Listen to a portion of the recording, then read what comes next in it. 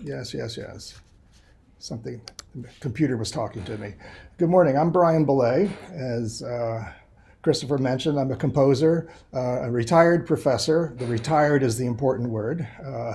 It's I spent 37 years in robes, and it's nice to be out. So I'm an outsider, of course, looking in and just hearing bits and pieces from what Marianne's told me after your various sessions. And um, what I'd like to do today is present some of my thoughts on this topic of artists' intentions and results. And more specifically, can our intentions, whatever they may be successfully transmitted to our audience? Excuse me. After I give some my thoughts on the topic, I'm going to play excerpts from three of my compositions, following the vector of fairly clear intention progressively to less and less clear, if you will. One thing I ask, I guess if you're all muted, that's fine for now. Just be sure when the music's playing, for sure, for no one to chime in, because the way Zoom works, whoever's speaking grabs the sound and it would interrupt the music. I don't care if you interrupt me, but not the music.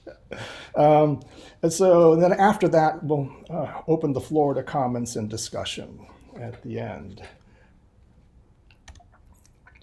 Let's see what's not happening here. There we go. Before we begin, I'd like to do a little sound test just to be sure you're hearing everything.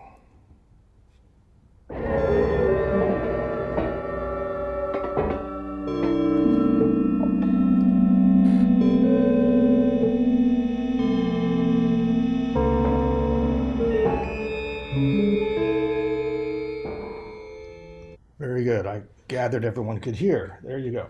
All right. So as artists, in some way, we all deal with the stream of communication or stream of information.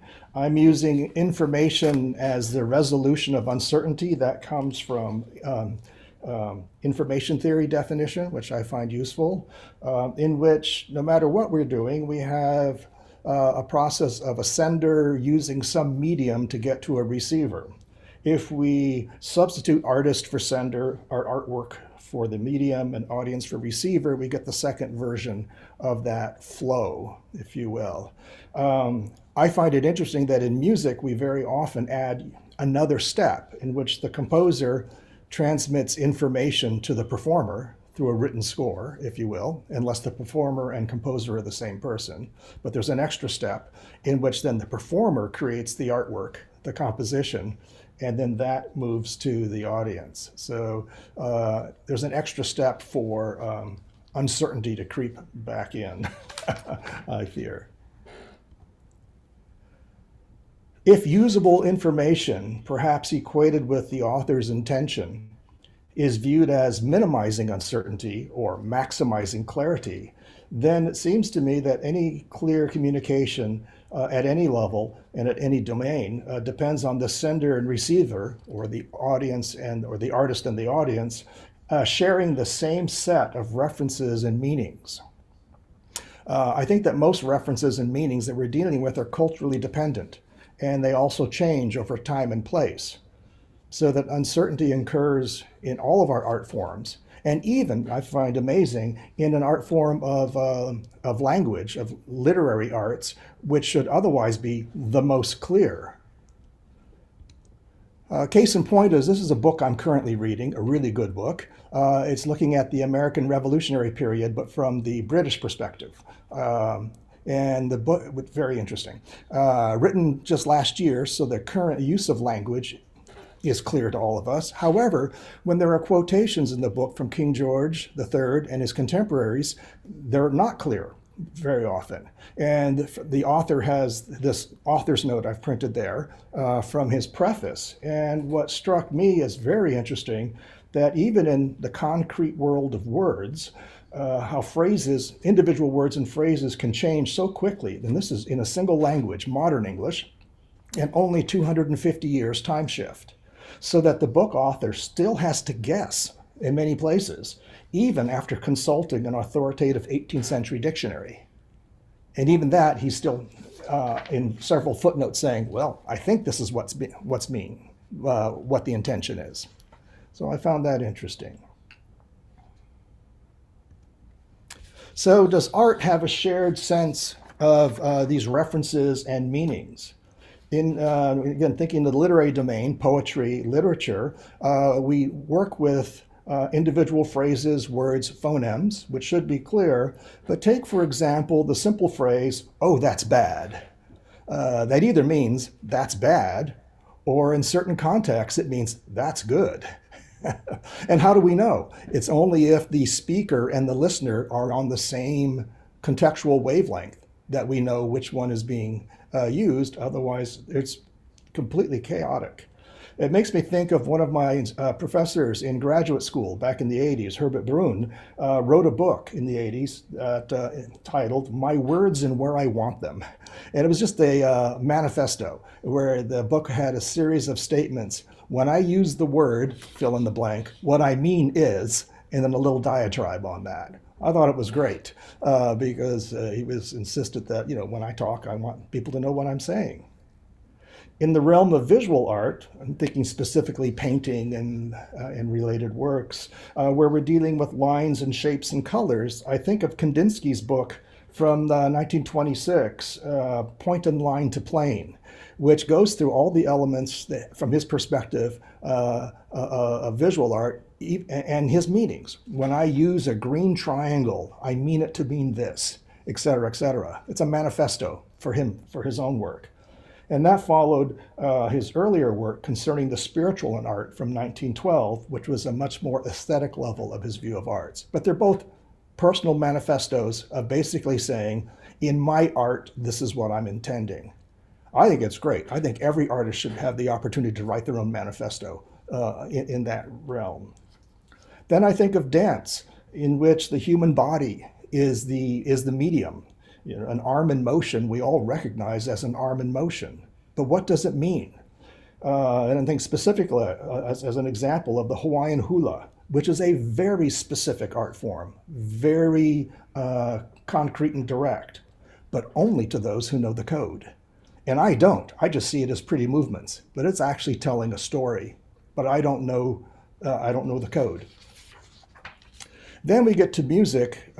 Arguably, in my view, the most abstract art form, in which our ingredients are perhaps individual tones, an aggregate chord, a linear motive, a rhythm. But what do any of these mean by themselves? As a building block, what does the note A flat mean? It's just a sound. So my view of music and meaning is, that unless music has another element superimposed on it, like a pop song, a film score, an opera score, an extra story. But other than that, it's abstract and just carries its own sound meanings, which are context dependent. Sound one relates to sound two. And that time is the most important dimension, such that sound one relates to sound two in time. And my definition of music then becomes organized sound in time. I get that largely from John Cage, one of the most important composers of the 20th century, profound influence on me and my work. I put there two of my favorite declarations of his from various lectures. One of his, he simply says, the material of music is sound and silence. Integrating these is composing. That wraps it up. And then he describes sound, that a sound as attributes. A sound is either high or low, it can be soft or loud, of a certain timbre, that's its spectral content, lasts a certain length of time, and has an envelope. In music, we use the word envelope to describe how a sound changes in time. A sound can start out soft and then get loud, for example. That would be its envelope. So very simple declarations, but they cover a lot of ground. So does music have meaning? If I recall that looking at information as the resolution, or the attempt, if you will, of the resolution of uncertainty, I know that many books and articles and personal manifestos have been written on the subject of music and meaning, but they're so diverse and so different that I think that the conclusions don't extend beyond the individual writer. So either music has no meaning or it has too many meanings. Either way, we have uncertainty. So a composer may have an intended meaning for a given piece of music. However, the perceived meaning is really up to the individual listener. If the listener says, that music is joyful, it is joyful. If another listener says, that music made me sad, that's also true. And it may or may not relate to what the composer had in mind.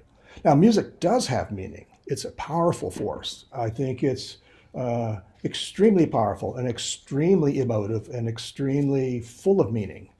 But that meaning is up to each individual listener to the large extent.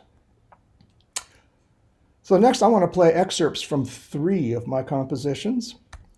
This first one, Name Droppings, uses human voices as source material. And because it's human voices speaking actual words, there are meanings associated with the original words. So in some ways it's rather clear. I took the text from what I consider to be self-serving program notes and biographical statements from various concerts I was attending at the time. And so it's sort of a turning the mirror around for composers and performers to look at themselves.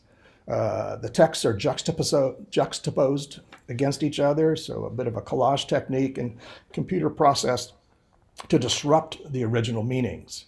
And also there are 7 people speaking the text. The result is humorous if my efforts are successful, or disturbing if I failed. It's kind of fun either way. The audio excerpt it's a short piece, but I'm taking about a minute from somewhere in the middle of the piece. So this piece, Name Droppings, is recorded on one of my albums. Details are on my website, and all my music you can find on SoundCloud and 10,000 other places. It's all around somewhere. So anyway, a little bit of Name Droppings. His music has been or will be featured. His music ranges from commercial His music all ranges the way from His music commercial ranges all from the way commercial to classical. all the way to classical. Music is like music is like music is like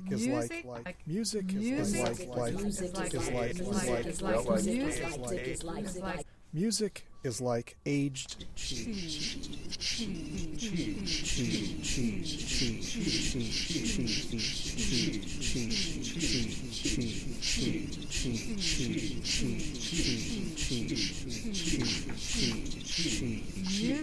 Music is like aged cheese. This is not a clarinet.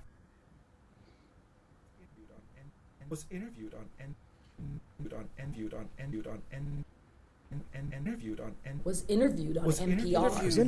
NPR. I was interviewed on NPR 172 times.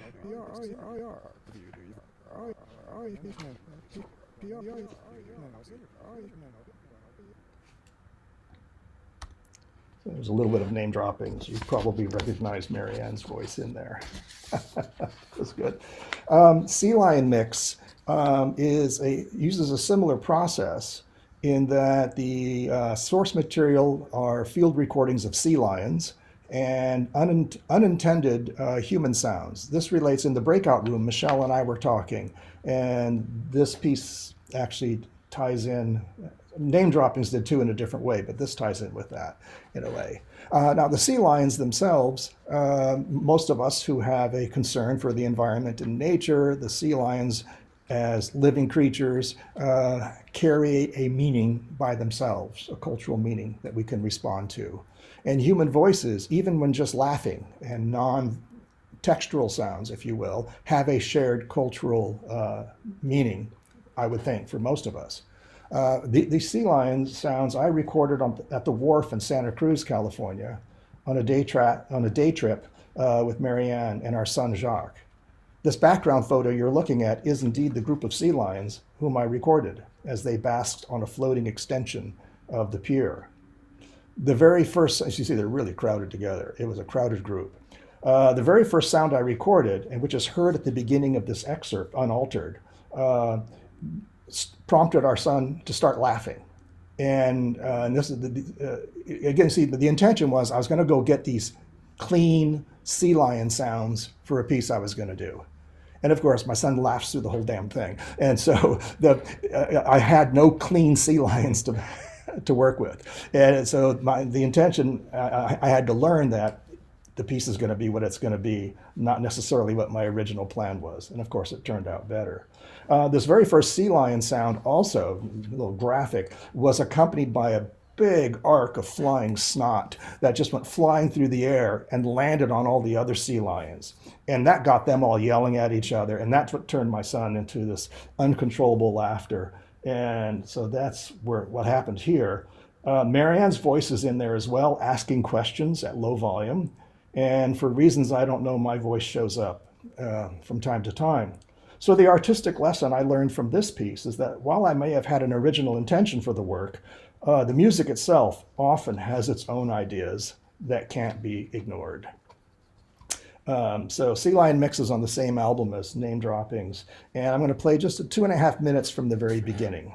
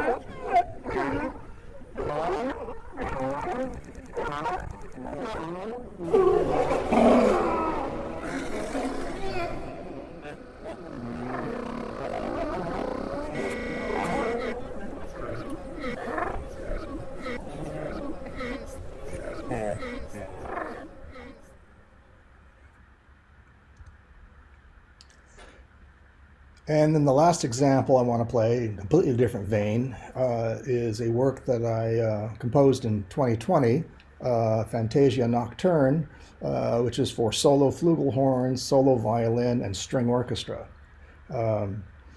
And this, by not relying on like either the human voice as a source material or a sea lion sound, something pre-recorded. This is, the old-fashioned notes on paper instrumental music. So it's just sound on sound, abstract medium, just being its own thing. However, the choice of title can have an impact. I mean, both Fantasia and Nocturne have established meanings, and I highlight there the aspects I'm using. So when a composer uses a poetic title, that can convey some of the composer's intention and formulation of meaning. But that's also adding that non-musical element on it that may or may not relate to the sound itself. And still, the final reality is still left up to the listener, and the composer cannot control how the listener perceives the music. I'm going to play just the opening section. It's an 11-minute piece, and it's basically the first section of the composition. This piece was recorded just in December in the Czech Republic, and that was fun. And it'll show up on an album sometime in the future, but I don't know exactly when. So the opening 2.5 minutes from this work.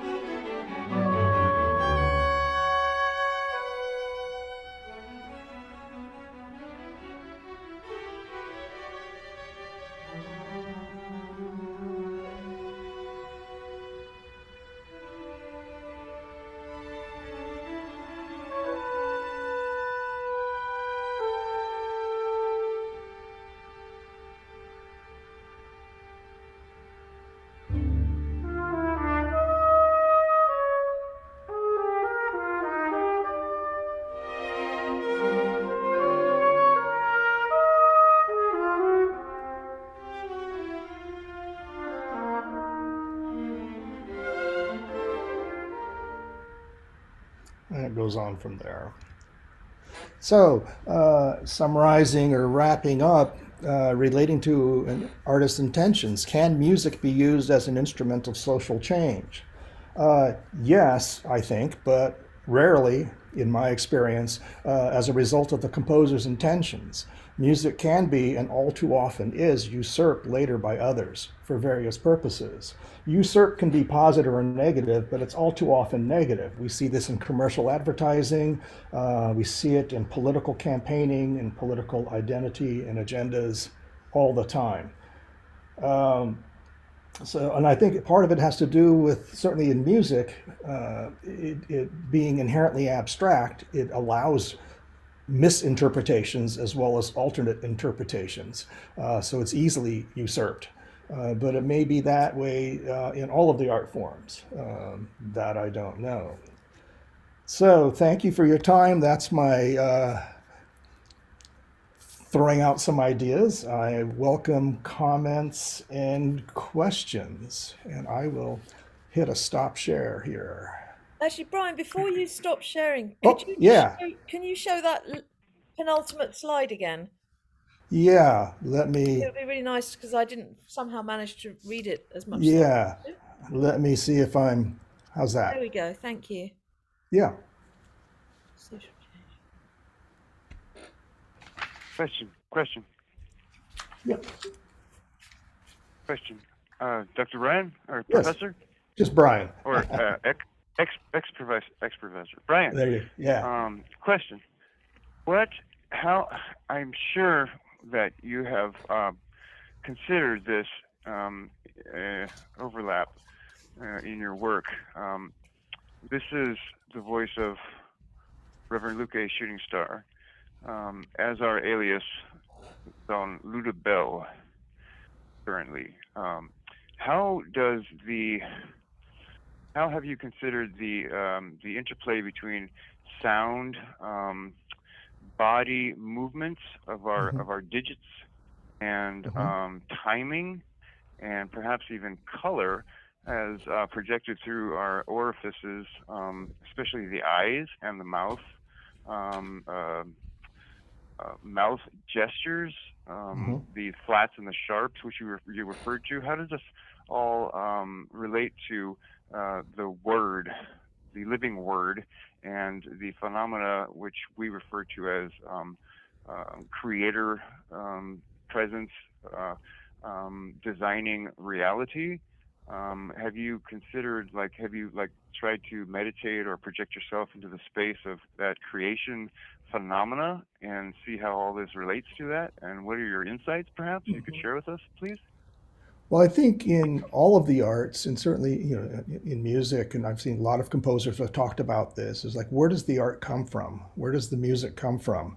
Did I write it? And I think yes, no, at the same time. Because these are is the artist just channeling that which is already there? That's probably bits and pieces of all of that.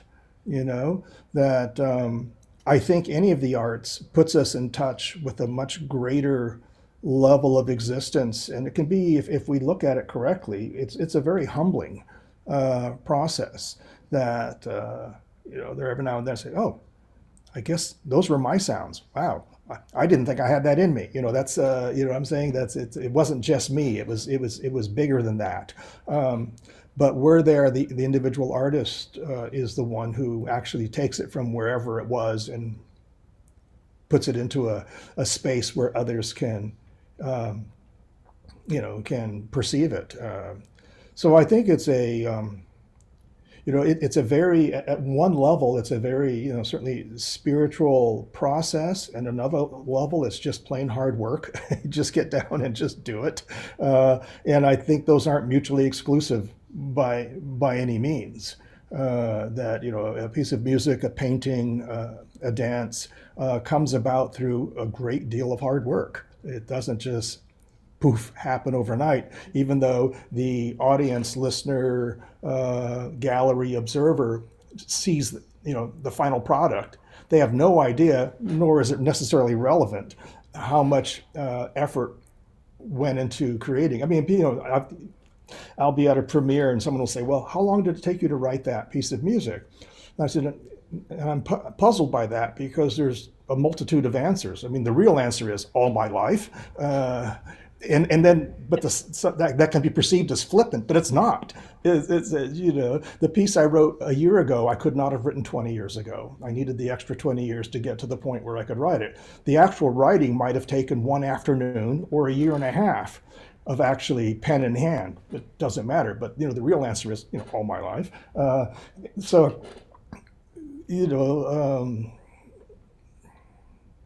not sure if that's really answering your question. I'm trying to see where that is. Thank you. Yeah, but I think it's a very, our mind and body and spirit are not separate pieces of the puzzle. Thank you. And for that, can we give you, say, 20 seconds of a response, and then perhaps an invitation for the audience or participants to consider this potentially we consider it an invasion of our privacy when artists around the world are composing or creating their arts, and the individual through their creative process has the phenomena of bridging the fractalized self in this scale of self in the larger scale of self, which is beyond, but also includes that smaller self. And so there's been numerous instances in our experience where you notice artists and stories and musics around the world are tapping into our personal experience. And just today, we listened to a song that was referencing an experience we had when we were in 5th grade in South Lake Tahoe. growing up, and like some experience that didn't make sense then, but through listening to the music today, it made sense. And I'm like, hey, but that's an invasion of privacy. That's my memory, you know?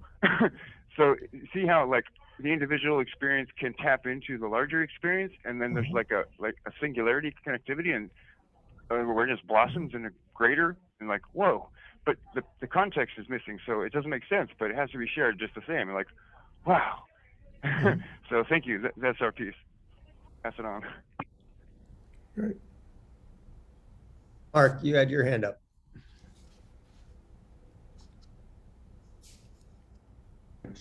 You're muted. Brian, thank you. Thank you so much. I've got notes all over the page here. And I have a feeling that they're gonna make some kind of sense. And it wasn't so much, it's the notion of sound itself in your work and in life and in the essence of our being, is that we are just waves in frequency. And this idea that there are no solids, which made me ponder this notion, is sound more true as a medium? Is sound more of us? It's the essence of us. Music must be sacred, this idea of music of the spheres, that we are just vibrations, and that we sense this in so many different ways through music, through the vibration. Unlike, we can't do that with, you look at a painting, it's not a real thing, in essence. It's something we've created, versus sound is something we're created of. Yeah, the vibration of the universe made us. And so you put a sound out there in your music, and it's still out there somewhere. It's still, maybe the wave is flattened out.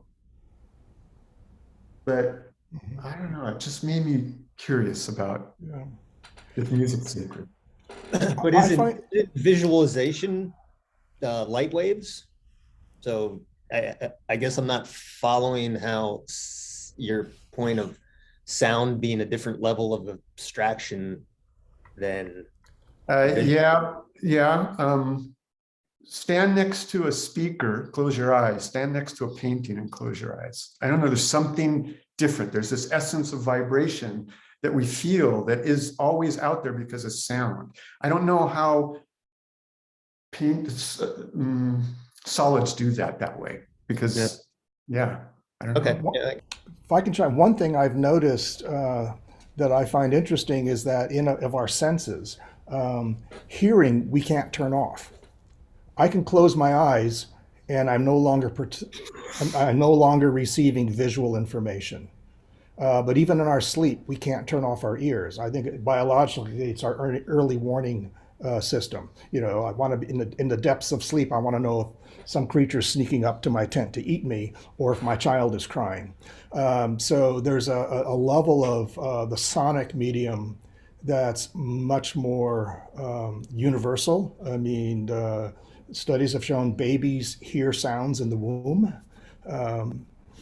We have firsthand experience of our son relating that when he was very, very young, which still shocks me. So I don't, and I think because music deals on an abstract level, it maybe touches, at least to me, at a deeper level. It's a direct communication to the soul, and which is where, like, someone will say, "What was that music about?" And I says, "Well, if I described it, it would ruin it. It just was." Brian, I think there's something in this. I don't know. There's this notion of, is that the intention of the universe for us to hear it? Good question. Yeah. Good question.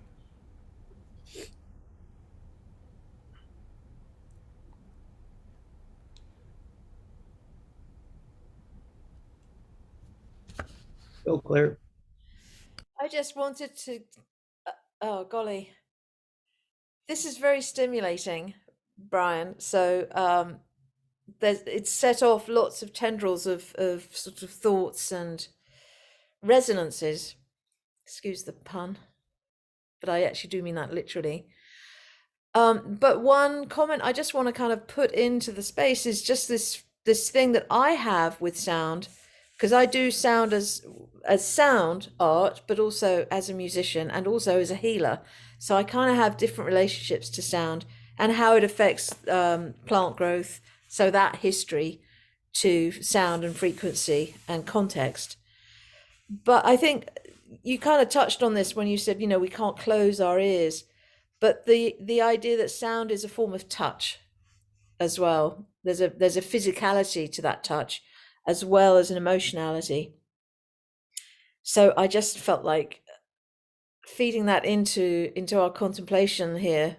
But I'm really enjoying this whole conversation. Thank you so much for bringing it into being.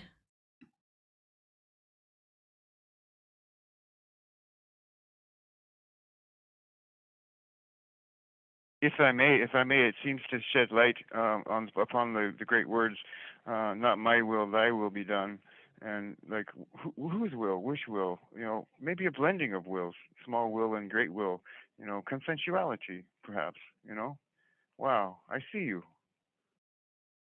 Oh, what is self? Om.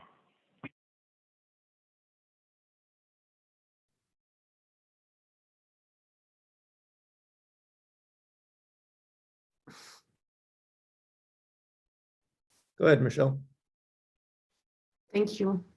Thank you, Brian. It's very, I don't know, I'm very touched. And I see, well, I'm a visual artist, but I can see how powerful it is to use like your personal experience. I think it's extremely, I know it's very touching to hear Marianne's voice in your pieces, the two first ones, and your son. Life is there, your life, your experience. It's extremely connected. It feels real, which a lot of music I listen to, or don't listen to a lot of music anyway. But when I hear some sounds, sometimes some songs, it feels so not real, so detached, so fake. So I'm very touched because it feels like you're there. And also using what I would call natural elements. So you would hear a seal or a kid laughing. That's life. It exists, right? It's there. And make music based on this is extremely powerful to me. It relates to what I'm doing, so that's why it's very possible. I'm even more touched by this, but like using what is available, right? Like what you have. It's full sound. It is full of, for me, available things I can find around to make art, right? So and not necessarily going to find an instrument that has that is complex to make. It's almost a chain supply that is very complex and stuff. No, you're using, okay, that's a seal, and it's making a noise.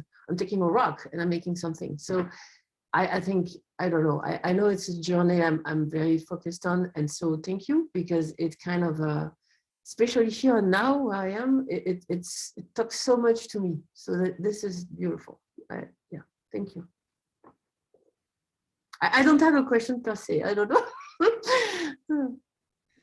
So Brian, I'm interested in kind of coming around to the to your thesis, and we've talked about music and its resonance, both literally and figuratively, or physically and emotionally. But tying this back to the notion of music in its abstraction, and music or all art in a certain level of abstraction, all art in a certain level being solely coming from an artist's intention, individual intention, tying that back to the thesis of activating social change, draw out how you tie that together, that abstraction to activation of social change. Yeah, so I'm not convinced it can be done. because, well, like in the case of music, if I were to write a piece of music that's instrumental, electronic, and my intention is that this is a pro-environmental statement. Well, if the listeners just come out of a serious personal catastrophe breakup, and here's that music, and it says, I found it very sad, but it was what I needed to hear today, and has nothing to do with my intention, it's still good for them, but there's no, like in music, if I had either a program note that was a manifesto statement or a poetic statement that says, here's what I want you to think about, or if the music had lyrics and someone singing, save the planet, people, the message would be clear. But then we run into, especially in these very politically polarized reality we live in today, that group of people who are interested in saving our planet are already interested in saving our planet, and they would hear my music and say, great piece, I love it. That group that says, we don't care about saving the planet, they would hear me as just, oh, you're one of those, and they would tune me out, and I would have accomplished nothing. In other words, there'll be no change. It would be those who are in the good camp were already there, and they're still in the good camp, and those in the bad camp are in no mood to change. I don't know if, I'm thinking that in music, but I'm thinking in visual arts, dance, I don't know if we can successfully. That doesn't mean we shouldn't try. That's completely separate. I think we should try until our dying breath. But I don't know if we could say, my efforts will actually accomplish social change through my art. I just don't know if we can. Profound. Marianne? Well, no, Michelle, have Michelle go next then. Oh, yeah, I have a question for you, Brian, quick. Because one thing that was extremely powerful in the 80s, I saw it in the 80s for me, was an amazing experience, is the Koreanist Cathy with Philip Glass's music. And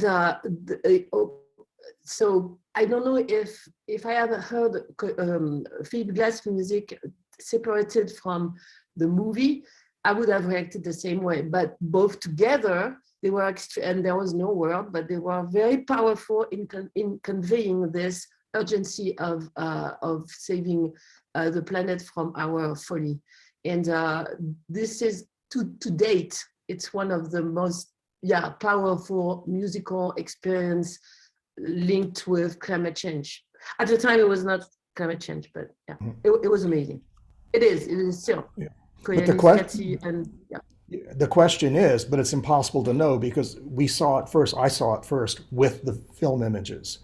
If you could erase that from your mind and hear just the music in concert, would it have done that as well? And I think not, because I know a lot. It's basically all of Philip Glass's music sounds like that.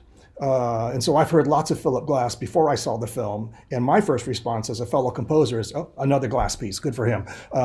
His royalty payment's going to be really good because it's really long, good for him. So the images were pro-environment to me, not the music. It was just more Philip Glass music. But, yeah.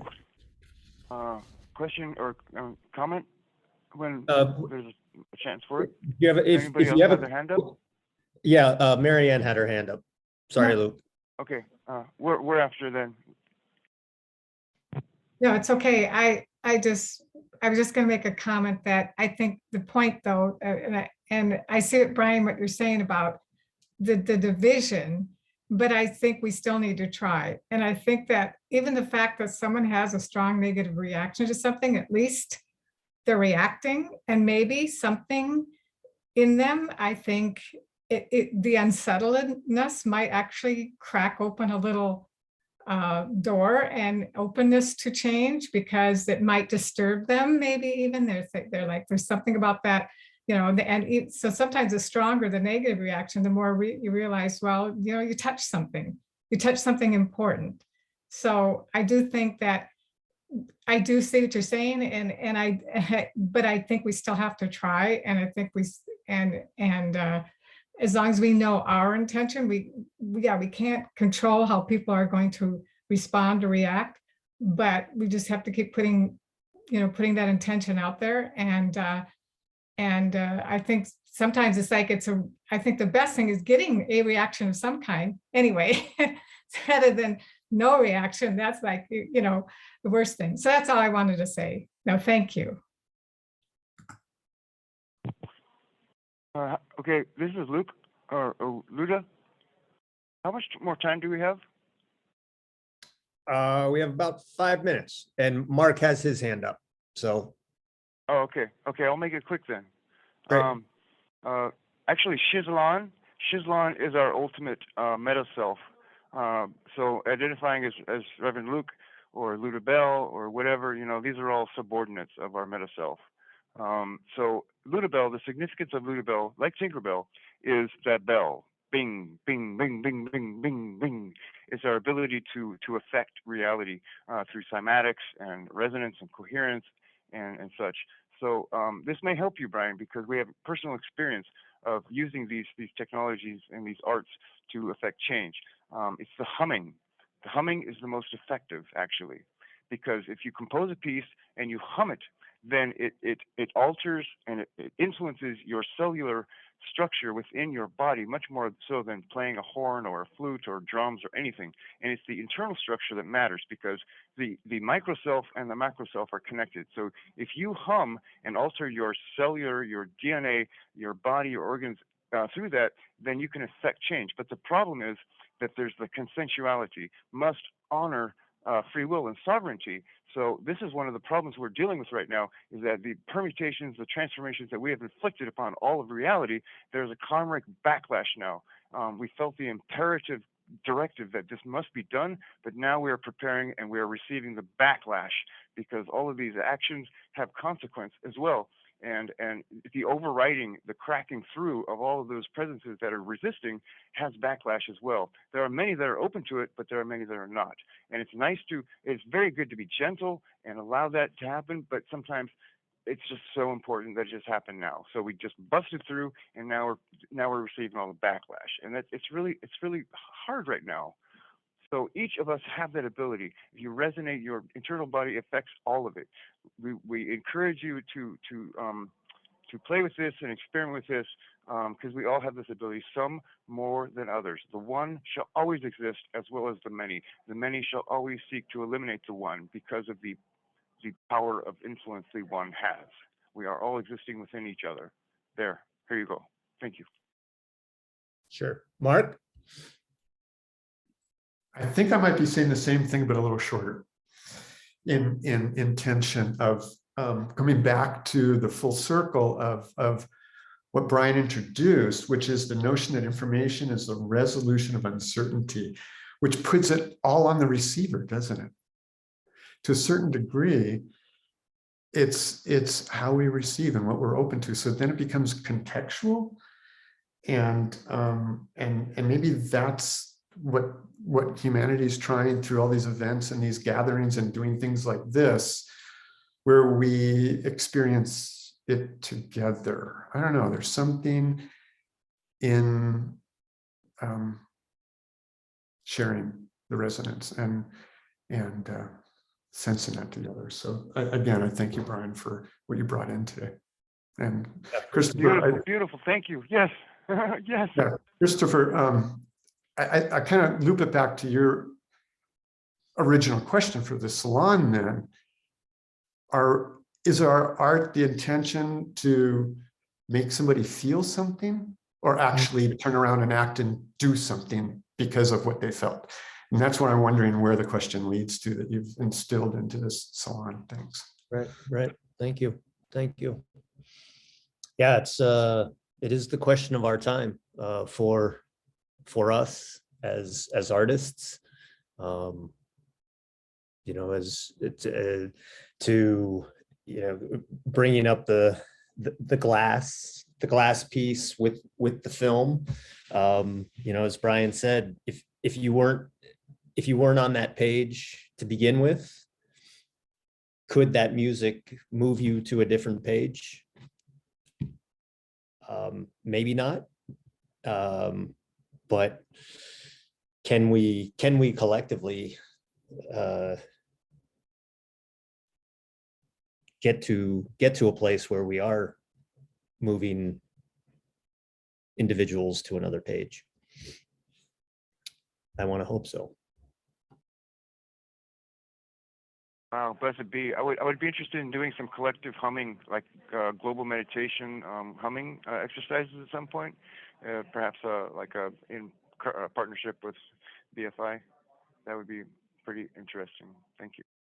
What a wonderful, wonderful gathering today. Thank you so much. Blessings.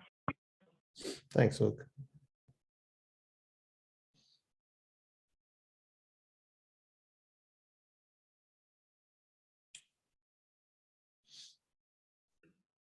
Any other comments? We got a couple more minutes.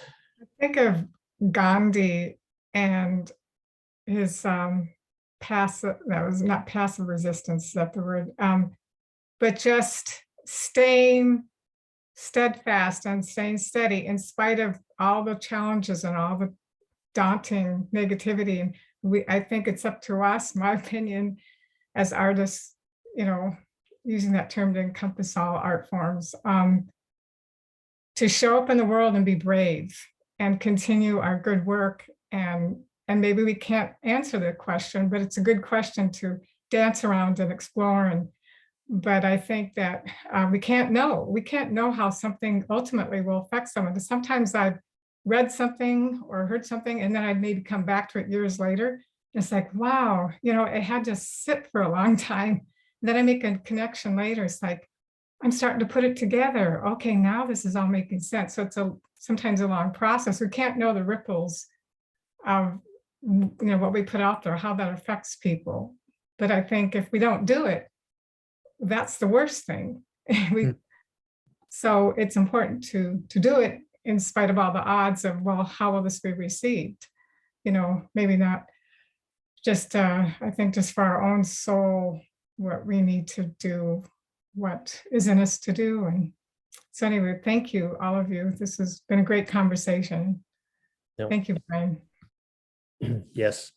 And thank you for that comment, Marianne. It it deeply resonates with me because my mentor in the art world always reflects back to me, and excuse the expletive, but it's effective. He's like, just do the fucking work, and that is what makes a difference. I want to ask just one thing.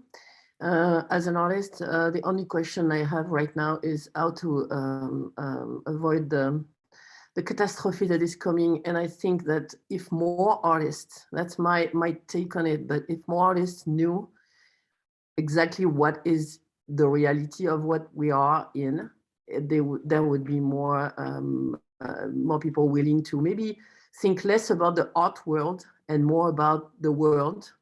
And artists would be more, I don't know, willing to just dive and do. And but right now, I don't personally, and that's a personal take, but I can feel an immense urgency that not a lot of artists are feeling, and we can absolutely be the people that convey the possibilities, the first what is at stake, and then what can we do? But if artists don't know what's going on, well then, yeah, and that, I think that's a problem. Yeah. Thank you, Claire. I'd just like to respond to that, and then I just want to show people what's coming up next week in a quick screen share. Personally, when I hear that, Michelle, although I could imagine relating to it as a human with a personality, as a researcher, I don't know how I would know that's true, because I feel like I would have to talk to every artist to find out what they know and where they're at with what they know around ecology and the crisis. So that's just a question mark for me, because most of the artists I know are fully obsessed with it. So I just want to kind of put that in the mix of the thinking. And also there's a part of me, and I don't know if this is just the protester in me that wants to protest anything that's said, regardless. But there's a part of me that's suddenly having this other thought, which is, if we all just do the art that is in us to do, that is essential for us to do, otherwise we go crazy, literally, then how do we know whether it's not the right art, right? Even if it doesn't look like it has the appearance of connecting to the existential crisis. So that I live with that just as a question. And that's why the only thing I feel like I can do as a human in general is to sort of try and stay completely tuned in to what feels accurate to me without opinion, even if my piece itself is opinionated, but not to have to know in advance what's it going to do. Because of course, as you mentioned, Brian, I think a few people, we don't know that, do we? We don't really get to control that part of the process. So, yeah, I didn't mean to be the last person to have a comment. But you are. So. Oh God, that's really uncomfortable. It would be really nice to kind of let Brian have the last word here Yes. after all he's heard and all that he's got to share and the wisdom that he's got. Let's let him unwrap. That's a lovely idea, and then I'll show you the next week's event. Well, I think, it's been said here in a lot of this wrap up, it's crucial that we do what we do. It's not only for our own individual sake, and as Claire just mentioned, it's like to keep us all sane. We do our art so that we keep our grounding on this planet and not just go crazy. So it's good therapy for us individually. But artists throughout history have done what they've done. And some are remembered to this today, some are forgotten, but they've done it. And I think that's a very bonding human experience, that we know there are others who are obsessed in the good way that we are. And I think that's a role model for others to take risks, to challenge authority. And I think that's actually where our work can really influence climate change or the whole ecology. The political nastiness is, don't be afraid to speak up and say, this is what I believe. Because every time we produce a work of art, that's what we're doing, if it's honest. I'm not writing this to please anybody. I'm writing it because I write it. This is what I do. I sure hope people like it. That would make me very happy, but I'm not wrapped up in that. So, in other words, we take risks. Artists question authority. Artists protest. Artists think hard. Artists look for alternative ways of doing things. That might be the biggest ripple we can give to the community at large, is be brave. We are. Be brave with how you live your life. Maybe there's something there. There's a lot there. That was beautiful. Thank you for that. Thank you for all of that, Brian. That was really inspiring.